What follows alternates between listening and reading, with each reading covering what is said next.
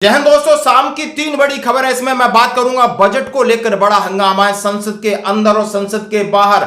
Budget पेश हुआ, सबके थाली खाली और दो के थाली में पकोड़ा और जलेबी। एक सेकंड, ये दो छोड़ के मान्य कर। किसी को नहीं मिला कुछ।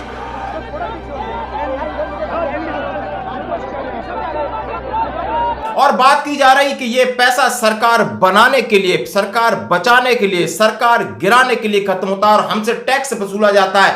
महीने के दिन जैसी तनख्वाह मिलती है तनख्वाह से टैक्स कटता है और लास्ट तक टैक्स टैक्स टैक्स और सरकार अपना पेट भरती है। और डिफेंस बजट में आखिर क्या मिला? और एक महिला कर्नल अधिकारी ने खुद को समाप्त करने की कोशिश की और काफी एलिगेशंस हैं, काफी उनके साथ प्रॉब्लम्स है। बात खबरें करूंगा स्टार्टिंग से। सबसे पहले मैं आपको एक वीडियो दिखाऊंगा जिसमें कहा गया है कि दो की थाली में पकोड़ा और जलेबी। और यह है राज्यसभा के अंदर कांग्रेस के अध्यक्ष खड़गे साहब बोल रहे हैं कि आखिर ऐसा क्यों कि दो स्टेट को इतना तवज्जो दिया गया, बाकी क्या स्टेट नहीं है? इतने सारे स्टेट हैं, नाम तक नहीं लिया गया।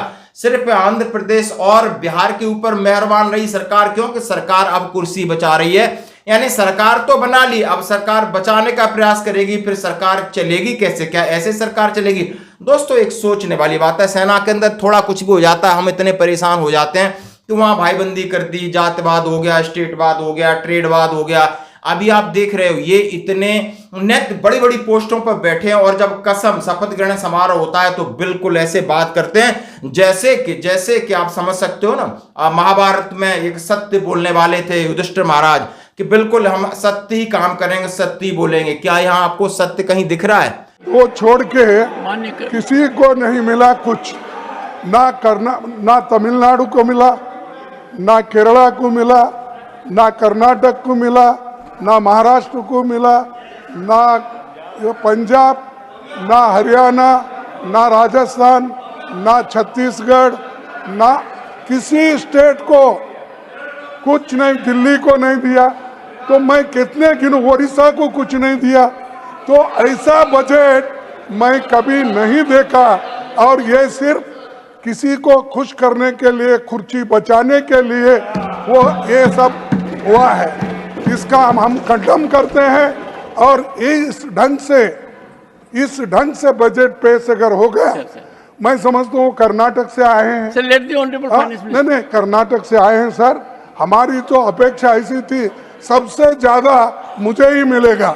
बताओ, सत्य कहीं दिख रहा है? किसी रोजगार, बेरोजगारी, भ्रष्टाचार, करप्शन इसके साथ लिबड़े हुए। और इसी का एक बेहतर नमूना है कि आपने अपनी कुर्सी बचाने के लिए ये आपने बजट दिया और उसकी खींचा लेकर हो रही। संसद के बाहर देखो, संसद के अंदर देखो, सरकार के खिलाफ नारे लग रहे हैं। लेकिन बुद्धिजीवी और समझदार लोग इसके बारे में क्या प्रतिक्रिया देंगे? ठीक है, विपक्ष का काम है विरोध करना, लेकिन क्या ये सही है? अब मैं बात करूंगा जैसे कि एक पत्रकार महोदय बिल्कुल सही कह रहे हैं, वरिष्ठ पत्रकार हैं कल्पेश रावत साहब का मैंने देखा आर्टिकल, बड़ा अच्छा लगा।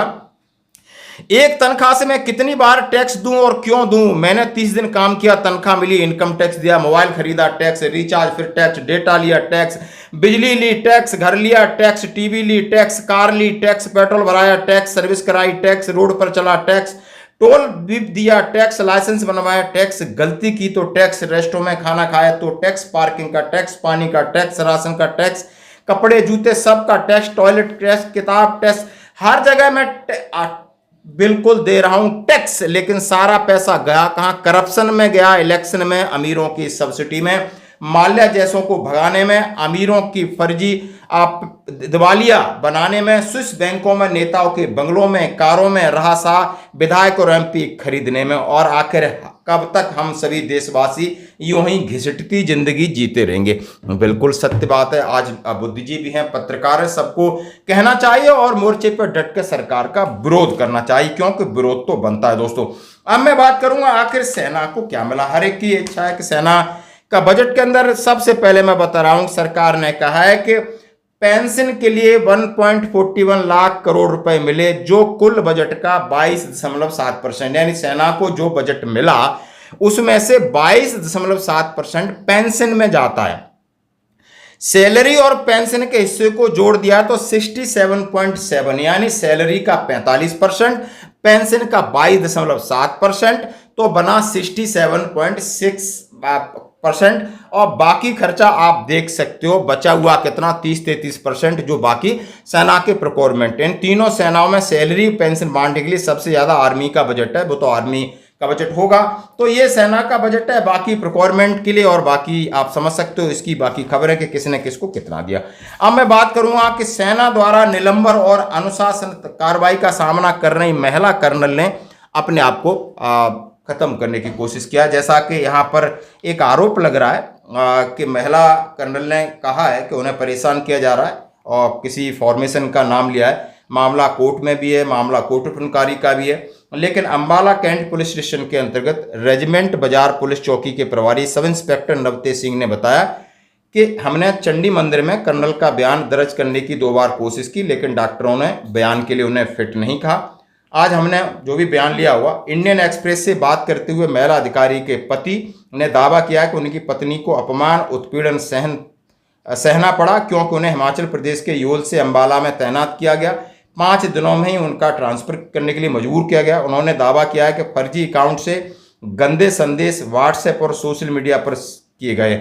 मतलब उन्होंने सेना के सीनियर अधिकारियों पर सीधा सीधा आरोप है और ये मामला बड़ा सेंसिटिव है। आप देख सकते हो एक्स के ऊपर भी इनके पति हैं, वो डालते रहते हैं। जो भी है लेकिन सच्चाई सामने आनी चाहिए और न्याय सबका अधिकार है और न्याय सबको मिलना चाहिए। महिला हैं, सेना के अंदर बहुत बड़ा सम्मान होता है, लेकिन यदि कहीं भी इनडिसिप्लिनरी कहीं चीज है तो उसका सबको सामना करना पड़ता है। दोस्तों आज की खबरों में इतना ही, बने रही हमारे साथ। धन्यवाद। लेकिन इतना हमको तो कुछ नहीं मिला, तो इसका तो हम कंडम करेंगे, प्रोटेस्ट करेंगे और सारे इंडिया पार्टी अलायंस, सारे कन्याकुमारी से लेकर कश्मीर तक। नहीं, मैं बोल देता हूँ, उन्होंने तो बोलने में माता जी बोलने में तो एक्सपर्ट है, मुझे मालूम है। तो उसी तो माता जी नहीं आपकी बेटी के बराबर हैं। मैं अपनी तो बात रख रहा हूँ, तो इसीलिए सर मैं कंडम करता हूँ। अगर आप जिस जगह अपोजिशन पार्टी चुन के आ गई, जिस जगह आपको निग्लेक्ट किया गया है या लोगों ने नकार दिया आपको, उस जगह कुछ नहीं मिला। और लोग अगर ऐसा आप करते गए, अगर बैलेंस नहीं होगा, डेवलपमेंट कैसा होगा? आज आपके साथ है, कल लोग वो दूसरों के साथ हो गए। ये तो लोग अलग समय में अलग अलग से करते हैं, इसीलिए मैं इसका कंडम करता हूँ। हम सभी पार्टी के लोग इसको कंडम करते हैं इस टाइप के एटीट्यूड के लिए।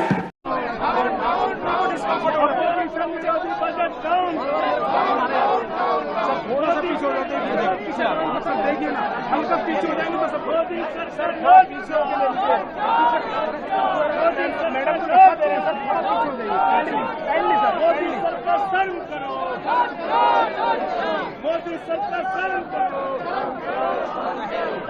सरकार